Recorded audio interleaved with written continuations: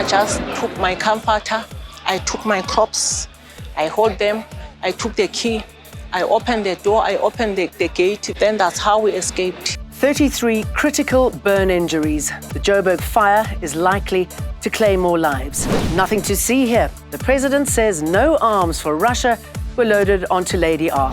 And snuffing out the burn, heavy rains have put a dampener on the massive Burning Man festival. Hello, I'm Jane Dutton. This is Eyewitness News. This is Eyewitness News.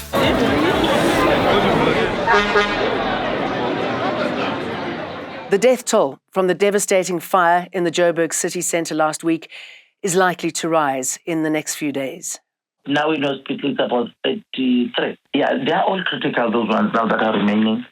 Although now some are critical but stable, but at least very few that are terrible. Last Thursday, a massive blaze gutted a 5-storey building in the Johannesburg CBD, leaving 77 people dead, including 12 children. 62 of them were burnt beyond recognition, and the only hope of identifying them now is through DNA testing. We're currently at the Hoffland Community Shelter in Kensington, where a number of foreign nationals or undocumented migrants are being housed or temporarily sheltered following the Marshalltown fire last week. Now, we managed to catch up with the survivors, a lady who lived on the 4th floor, and this is what she had to tell us regarding how she escaped. I heard sounds. I could tell that the sounds were in front of the building. They were downstairs. Then I looked by the window, I saw a smoke. When I was still shocked about the smoke, I heard people that were talking right in front of my room through the passage of 4th floor saying, the shelter is burning, the shelter is burning. The smoke was already half in our passage at 4th floor. Then I told them that let's go back this other side. There's another entrance backward. So we go that side. We found out that it was clear. There was no smoke, there was no fire.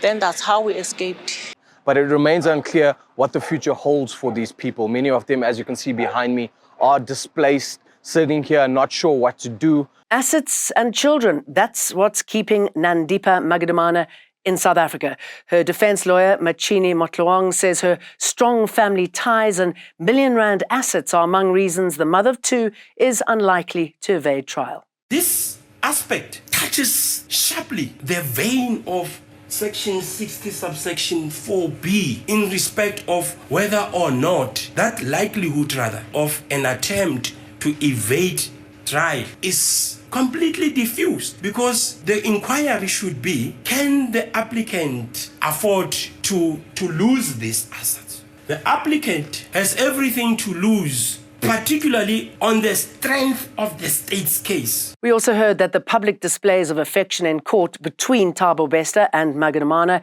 don't negate the doctor's claims of emotional abuse by the convicted murderer and rapist. Magudumana is alleged to have been the main accomplice in Bester's prison escape over a year ago. The Pretoria High Court has learned that the gun believed to have killed Senzo Meyiwa in 2014 was stolen in a cash-in-transit robbery. The court has heard testimony from Jacobus Smuts, a manager at security company SBV, which has confirmed it owns the gun that state believes killed Meyiwa. This specific firearm related to what we've mentioned now, and the license was stolen during a cash-in-transit robbery. It was stolen in 2013 in Rabie Reach in the month of May 2013, in which it was reported to the police. It was at a shopping centre in Rabie Reach. The 5 men accused of murdering Meyiwa were back in the dock today. President Cyril Ramaphosa says it's not true South Africa illegally exported arms to Russia. He's now shared limited details of the findings of a panel report that investigated the allegations. And we won't get to find out any more because the full report will, quote, jeopardize the work and safety of the SANDF. The panel established that the ship docked at Simonstown to deliver equipment that had been ordered for the South African National Defence Force in 2018 by Armsco, our country's arms procurement company.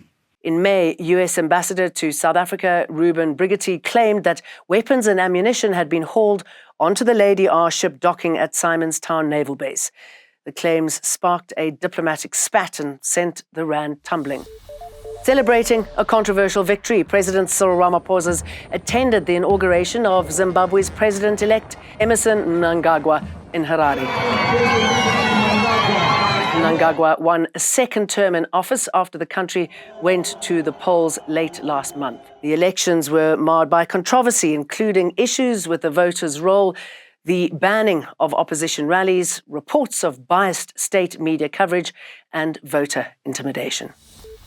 Heavy rains have brought the popular Burning Man Festival to a halt in the U.S. state of Nevada. Thousands of festival goers have been ordered to head for shelters as the showers turned the desert site into a mud pit over the weekend.